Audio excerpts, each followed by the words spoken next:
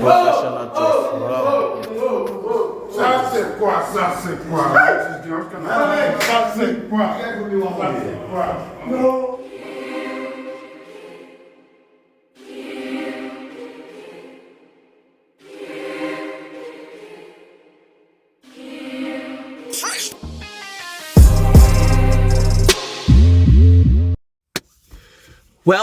Well, ladies and gentlemen. This is a tough one. Man, I just want to say, man, it's your boy, MisterJaay, aka Kwame Boy, your bong boy.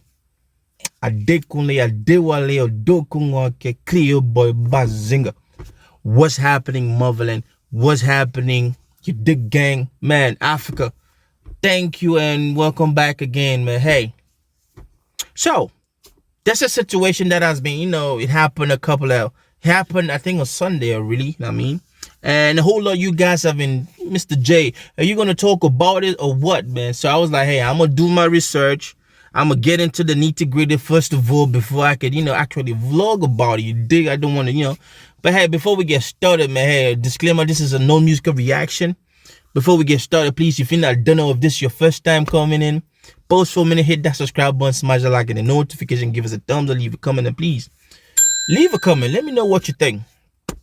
So, ladies and gentlemen, there is this macabre situation which happened in Bahrain. You dig? And as a Cameroonian, man, we're going to talk about that. You smell me? Yes. So, ladies and gentlemen, some of you probably don't heard it from Cameroon already, but hey, motherland, we're going to talk about something, man. A Cameroonian brother in Bahrain killed a couple of his fellow Cameroonian brothers. So we're going to talk about that. Now, a whole lot of people have been asking MisterJaay to comment on this stuff. I know it's not usually what I speak on, music and entertainment. But as a Cameroonian myself, I said, okay, I will do a research. So, the story goes like this, right? On this Saturday, man, a Cameroonian brother traveled from Cameroon to Bahrain. Now, there's been the situation of the Anglophone crisis, man. Things have not been moving. Let me tell you, the economy of Cameroon just went spiral downwards, you dig? And this crisis is still going on. It's more than 4 years now in the making. So I don't know the kind of sentiments, a whole lot of people left comments and this and that people, this kid, his name is Nelson for, privacy purpose. We just gonna leave the other name. He goes by the name Nelson. So Nelson traveled from Cameroon to Bahrain. It is known, motherland, that it's not just something that happens from Cameroon. A whole lot of people from different countries across Africa. I'm talking about Kenya. I'm talking about Uganda. I'm talking about Nigeria, man. I'm talking about Sudan. People travel to these Middle Eastern countries for work.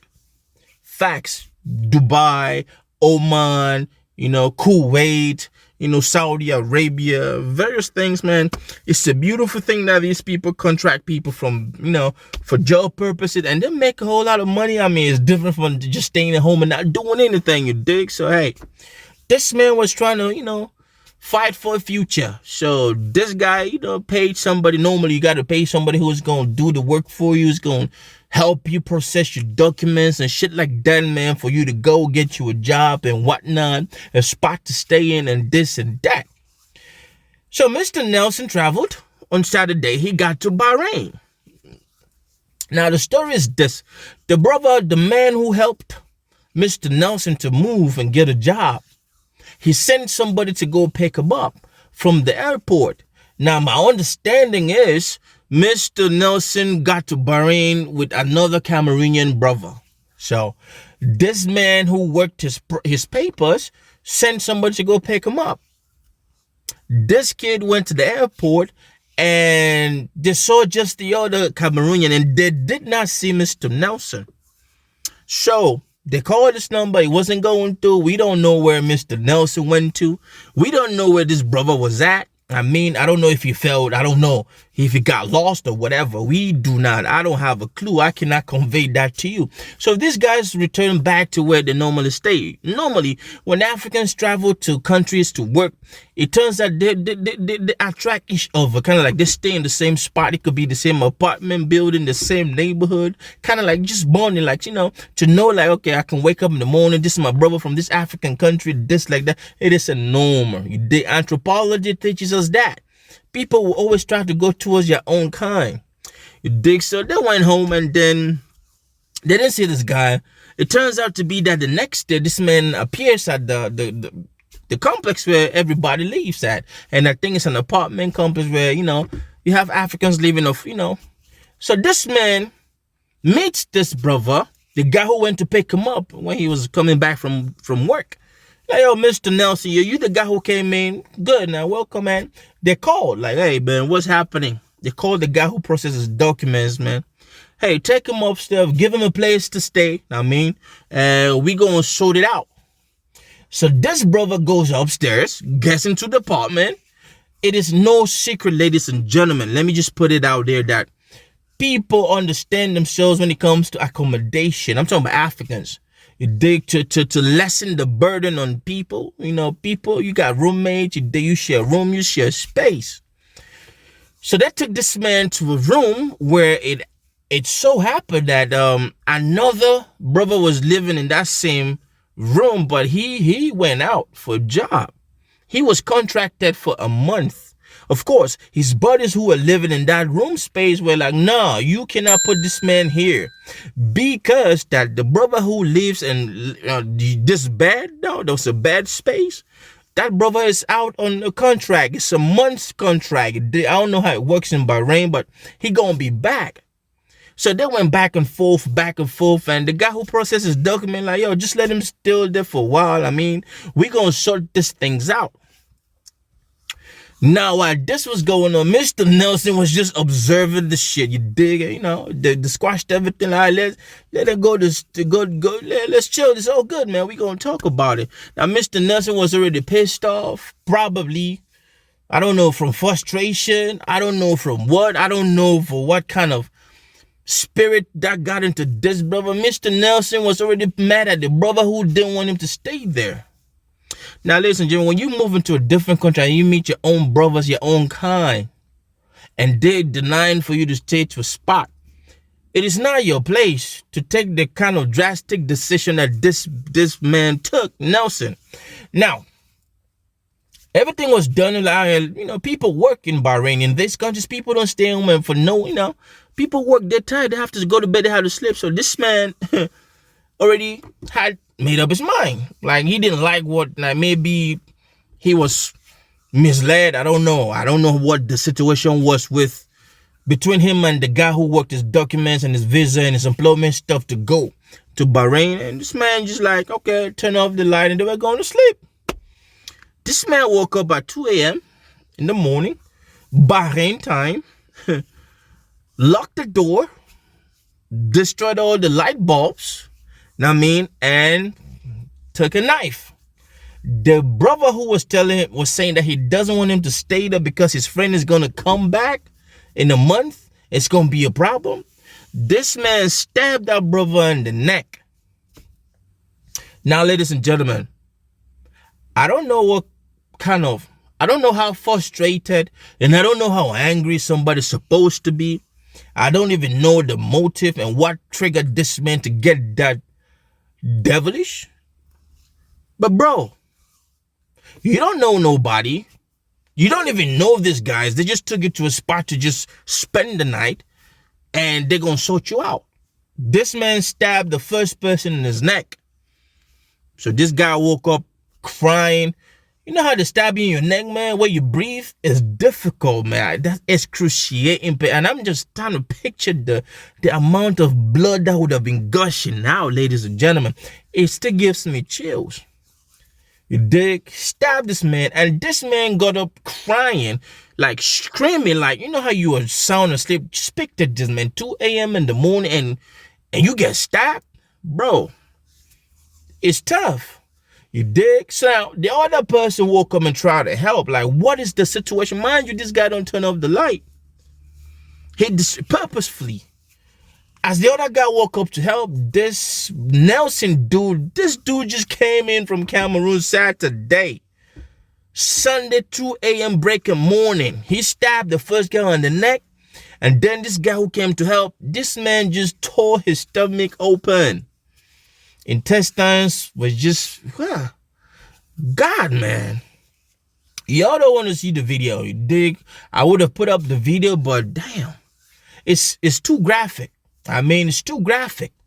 You feel me? So, in that process, man, people started shouting. You know, the kid who went to the airport to pick him up heard cries and yelling, you know. So he rushes downstairs. They don't help this Nelson guy who just came from Cameroon.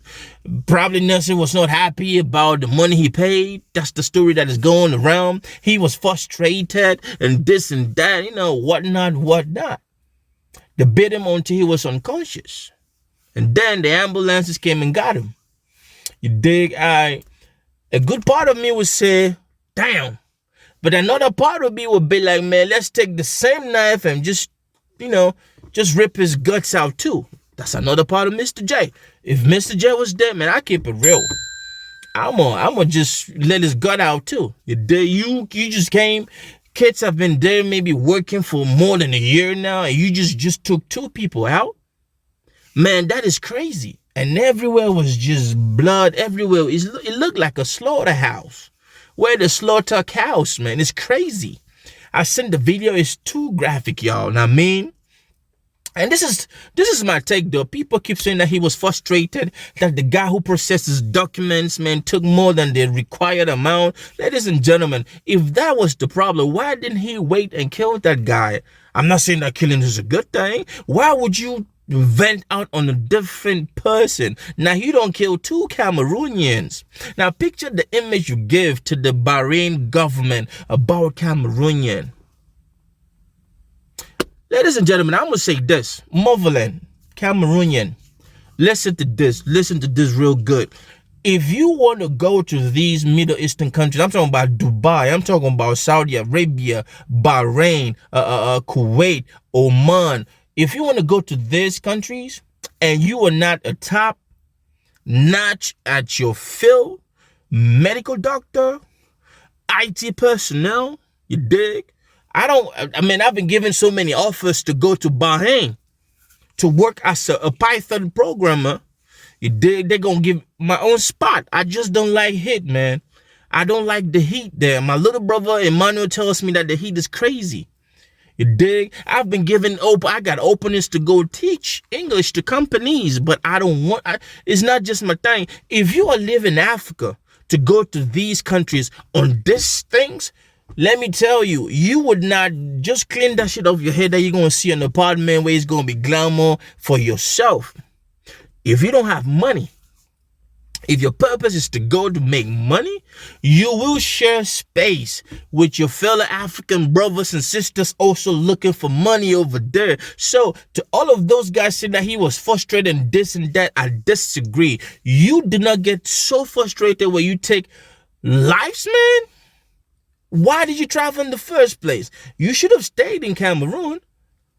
You did, but man, I pray he comes out of the coma. And I don't know what the situation is, how the Bahrain government's going to handle it. But, bro, if you go back to Cameroon, you are as good as dead. And, of course, you're going to languish in Bahrain until they're going to deport your ass. You don't just kill people like it's chicken. Now, I mean, man, that's my take. It's a tough situation, man. Hey, at the end of the video, man, I'm going to leave an audio and the video for you guys to check out. But, hey, it's too graphic. I mean, it's super graphic. I mean, be good. Let's love one another, man. When we go out there, be your brother's keeper. Whatever frustration you have, man, take it with the authorities. Know what I mean? I'm out here. I love you guys, man. It's a sad one. This right here is a sad one. I mean, I'm speechless. I mean, have a good one, man. Peace.